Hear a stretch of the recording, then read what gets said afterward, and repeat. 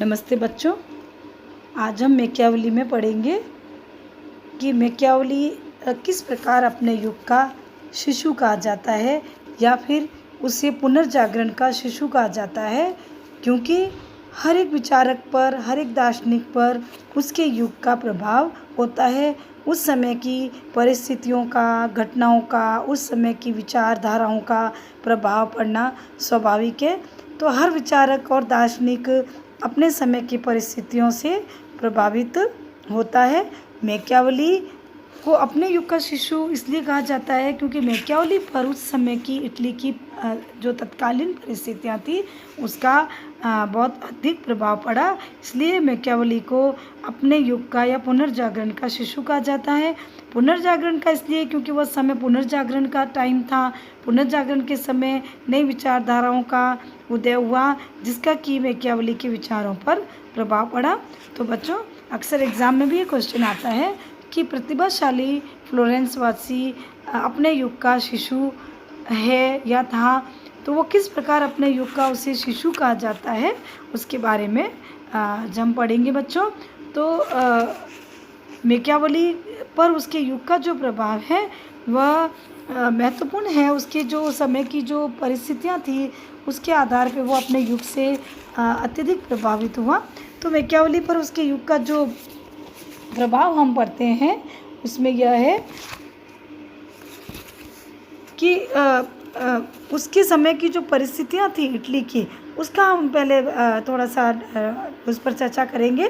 तो मैकियावेली अपने युग का एक ऐसा व्यक्ति, एक ऐसा दार्शनिक था जिसने कि उस समय की परिस्थितियों का सही और यथार्थ पर्यवेक्षण किया, विश्लेषण किया और राजनीतिक और सामाजिक दोषों को उसने आंका, परखा और अपनी रचनाओं में उस समय की समस्याओं का समाधान प्रस्तुत किया। तो मैकियावेली को अपने युग का शिशु इसलिए कहा जाता है कि उसने उस दशा को, उन परिस्थितियों को पहचाना जिस ओर यूरोप का विकास हो रहा था, और उसने इस बात को भली भांति पहचाना कि जो प्राचीन संस्थाएं स्थापित हो रही है और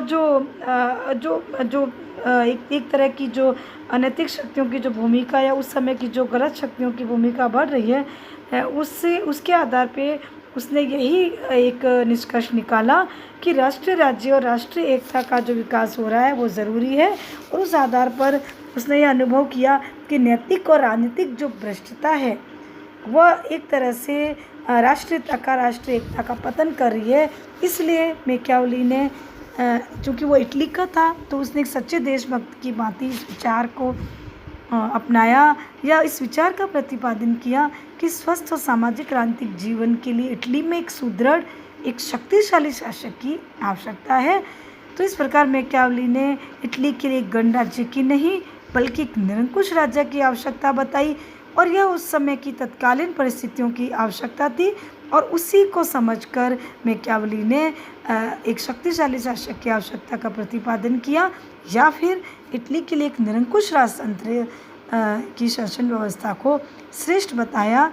तो इटली को जितना मैकियावेली जानता था, उससे पता था कि इटली के लिए एक निरंकुश शासक की आवश्यकता है। तो इसी आधार पर यह कहा जाता है कि ये प्रतिभाशाली फ्लोरेंस वासी वास्तविक अर्थों में अपने युग का शिशु कहा जाता था उसको, क्योंकि उसने अपने समय की घटनाओं का यथार्थ रूप से पर्यवेक्षण किया, विश्लेषण किया और इटली के लिए एक वास्तविक, एक व्यवहारिक समाधान प्रस्तुत किया।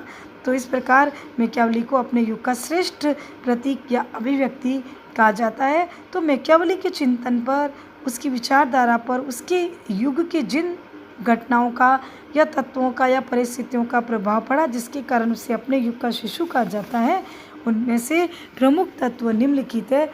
सबसे पहला, निरंकुश राजतंत्र की स्थापना।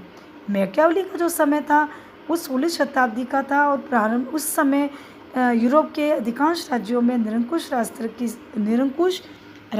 की स्थापना हो चुकी थी, या तीव्र गति से अनेक राज्यों में निरंकुश राजतंत्र स्थापित हो रहा था। उस समय इंग्लैंड, फ्रांस, स्पेन जैसे महत्वपूर्ण देशों में निरंकुश राजतंत्र की स्थापना हो चुकी थी, और इन देशों में निरंकुश राजतंत्र की स्थापना के कारण एकता, सुव्यवस्था, अनुशासन था। लेकिन इटली में अभी भी एक निर्बल और एक अव्यवस्थित और एक विघटित व्यवस्था थी। तो इस निरंकुश राजतंत्र ने उस समय यूरोप के राज्यों में धर्मनिरपेक्ष राष्ट्र और सार्वभौमिक राज्यों की, शक्तिशाली राज्यों की नींव रखी। तो उन्हीं परिस्थितियों का विश्लेषण करते हुए मैकियावेली ने अपनी रचना द प्रिंस में एक ऐसे निरंकुश राजतंत्र का इटली के लिए समर्थन किया जो कि इटली को राष्ट्रीयता के सूत्र में बांध सके, जो इटली में राष्ट्रीय एकता को उत्पन्न कर सके। तो इस प्रकार मैकियावेली ने अपने विचारों का प्रतिपादन किया। उस समय मध्य युग में राजनीतिक सत्ता विभिन्न सामंतों और विभिन्न निगमों में विभाजित थी और निरंकुश राजतंत्र की स्थापना से राजा शक्ति का एकमात्र स्रोत बन गया और निरंकुश राजा ने के आने से विभिन्न शक्तियाँ जो थी, चर्च, वो सब जमींदार, जागीरदार वगैरह सब लुप्त हो गए। तो इस प्रकार निरंकुश राजा ने एक एकता का वातावरण स्थापित किया और उस समय जो मध्ययुगीन संस्थाएं थी वह धीरे धीरे समाप्त हुई और नई संस्थाओं की स्थापना हो गई। उस समय अब चर्च उस मध्य युग में या पुनर्जागरण के युग में चर्च राजतंत्र के या राजा के अधीन हो गया और उसकी वैधानिक सत्ता समाप्त हो गई। तो चर्च की सत्ता समाप्त होते ही एक राष्ट्रीय राज्य की अवधारणा को बल मिला और उसी आधार पे मैकियावेली ने उस सत्ता का प्रतिपादन किया। दूसरा महत्वपूर्ण तत्व था आर्थिक परिवर्तन और भौगोलिक खोज या भौगोलिक अन्वेषण। तो मैकियावेली का जो समय था वो एक पुनर्जागरण का समय था। उस समय नए नए आर्थिक परिवर्तन हुए, नई नई भौगोलिक खोजें हुई और इन परिस्थितियों ने मैकियावेली पर प्रभाव डाला, उसके विचारों पर प्रभाव डाला। तो आर्थिक परिवर्तनों के कारण यातायात के साधनों का विकास हुआ जिससे उस समय राष्ट्रीय राज्य के निर्माण को बल मिला और उसी आधार पर ही राजा को राजनीतिक शक्ति का केंद्र भी बना दिया गया। तो लेकिन मध्य युग में यातायात के साधनों का जो अभाव था उसमें व्यापार विभाजित था, विकेंद्रीकृत था, लेकिन यातायात के साधनों के विकास से नई नई भौगोलिक खोजें हुई, नए नए राज्यों की खोज हुई और राष्ट्रीय राज्य की अवधारणा को बल मिला। जिस वर्ग के पास धन था, व्यापार था, वह वर्ग सामंतवाद और गिल्ड व्यवस्था का उतना ही विरोधी था जितना कि वो अपने देश के विघटन और विभाजन का विरोधी था। तो उस नए वर्ग ने न केवल अपने देश में बल्कि विदेशों में भी निरंकुश राजतंत्र का समर्थन किया और राजाओं ने इस वर्ग को न केवल प्रोत्साहन दिया बल्कि उन्हें प्राकृतिक साधनों से संपन्न पूर्ण आर्थिक सहायता भी प्रदान करी। तो इस प्रकार उस समय के आर्थिक परिवर्तनों और भौगोलिक खोजों ने मध्ययुगीन जो सीमित राजतंत्र या पोप या चर्च की जो सत्ता का जो बोलबाला था उसको समाप्त कर दिया और एक निरंकुश सत्ता का, एक निरंकुश राजा की सत्ता का मार्ग प्रशस्त किया। तो इस प्रकार हम देखें कि अब वो जो बौद्धिक जागरण था, ये जो बौद्धिक प्रेरणा थी, उसने एक नए विश्व को जन्म दिया। तीसरा महत्वपूर्ण तत्व जिसने मैकियावेली के विचारों को प्रभावित किया वह है पुनर्जागरण। मैकियावेली के यथार्थवाद और उसके व्यवहारवाद में, उसकी राजनीति को धर्म और नैतिकता से पृथक करने की विचारधारा में, उसके द्वारा चर्च और पोप की आलोचना करने में, उसके समय की पुनर्जागरण की परिस्थितियों का प्रभाव स्पष्ट रूप से दिखाई देता है। पुनर्जागरण में यह धारणा पुनर्जागरण में बहुत बलशाली थी जिसने मैकियावेली पर बहुत प्रभाव डाला कि मानव अपने जीवन का निर्माता स्वयं होता है, यह विश्व विकासशील है।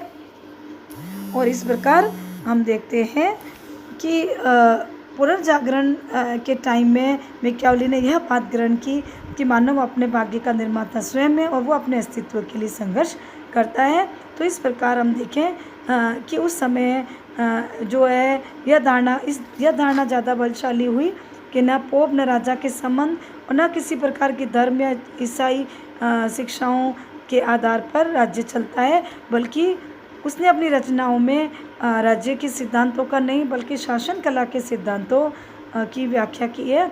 तो मैकियावेली के लिए सिद्धांत नहीं, व्यवहार अधिक महत्वपूर्ण है और उसकी पद्धति इसीलिए ऐतिहासिक है, आगमनात्मक है, विश्लेषणात्मक है, निगमनात्मक नहीं है। तो इस प्रकार हम देखते हैं कि मैकियावेली का जो जन्मभूमि है फ्लोरेंस, वो पुनर्जागरण का केंद्र थी, इसलिए उसको फ्लोरेंस वासी मैकियावेली को पुनर्जागरण का शिशु कहा जाता है। तो यह पुनर्जागरण का ज्ञान जो है यह पुनर्जागरण जो है वो केवल ज्ञान के क्षेत्र में ही नहीं था, बल्कि उसने कला, साहित्य, संस्कृति, व्यापार, वाणिज्य के क्षेत्र में भी एक नई स्थितियों को पुनरुद्धार को जन्म दिया। तो वह मानवीय वैज्ञानिक दृष्टिकोण का एक पुनरुद्धार था, यह मानवीय भावनाओं का, मानवीय शक्तियों का पुनरुद्धार था। इसने मानव जीवन में एक नई चेतना का, एक नए जीवन का, नए दृष्टिकोण का, स्वतंत्रता की नई भावना का और नए जीवन मूल्यों को इस पुनर्जागरण ने जन्म दिया। इसने ईश्वर के स्थान पर मानव के अध्ययन पर बल दिया। इसने आत्मा परमात्मा के संबंधों के स्थान पर मानव के साथ संबंधों पर बल दिया। यह पुनर्जागरण परलौकिकता से नहीं बल्कि अलौकिकता से संबंधित था। यह अतीत विचारों से नहीं, यह परलौकिक विचारों से नहीं बल्कि मानवीय विचारों से संबंधित था। यह आत्मिक सुख या मोक्ष से नहीं बल्कि आनंद, शारीरिक सुख और बौद्धिक विकास से संबंधित था। तो यह धर्म से नहीं बल्कि धर्मनिरपेक्षता से जुड़ा हुआ था। तो इस प्रकार हम देखें कि पुनर्जागरण का जो टाइम था वो एक नई क्रांति का, एक नए जोश का, एक नए जागरण का समय था, जिसने मैकियावेली के विचारों पर प्रभाव डाला और जिसने मैकियावेली को एक आधुनिक विचारक बनने में योगदान दिया और मैकियावेली के विचारधारों पर उसका महत्वपूर्ण प्रभाव पड़ा। तो इस प्रकार हम देखते हैं कि मैकियावेली जो है वो किस प्रकार पुनर्जागरण का शिशु था। तो इसमें चूँकि इसमें यह कहा गया कि यह विचारधारा महत्वपूर्ण रूप से सिद्ध हुई कि मानव ही सभी वस्तुओं का मापदंड है, और पुनर्जागरण ने जो सारी मध्ययुगीन व्यवस्था थी उसको पूर्णतः नष्ट कर दिया और उसने देववाद, चर्चवाद, बाइबलवाद, सामंतवाद की एक तरह से कब्र खोद दी और उसने 16वीं शताब्दी में एक नवीन विश्व की एक स्थापना की या फिर रचना की।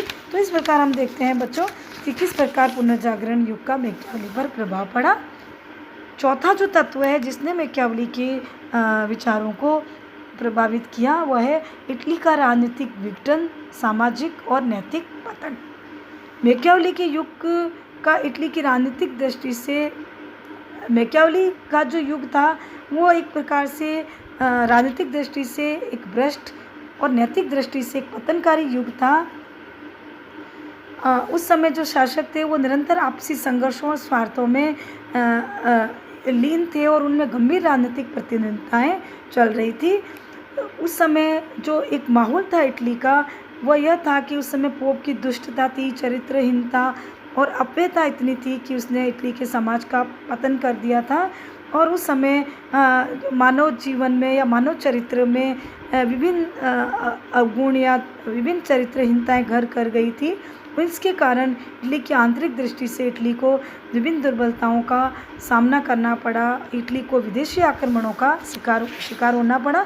तो 16वीं शताब्दी में इटली राजनीतिक दृष्टि से विभिन्न भागों में, अलग अलग राज्यों में विभाजित था और उन राज्यों में आपस में फूट थी, द्वंद्व था, संघर्ष था, उनमें आंतरिक कलह थी, राजनीतिक प्रतिद्वंदिता थी।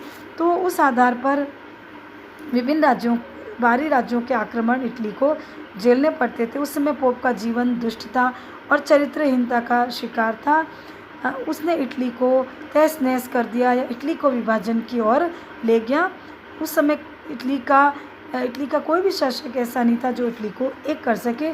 तो उसी वातावरण को देखते हुए मैकियावेली ने इटली के लिए एक शक्तिशाली निरंकुश शासक की आवश्यकता का प्रतिपादन किया और कहा कि इटली की दुर्दशा के लिए पोप जिम्मेदार है, चर्च जिम्मेदार है। तो इसलिए मैकियावेली ने स्वयं इटली के राजनीतिक विघटन, उसकी सामाजिक भ्रष्टता और उसकी नैतिक जो पतन हुआ था उसके लिए उसने पोप को जिम्मेदार माना और उस स्वयं भी उसका शिकार हो चुका था।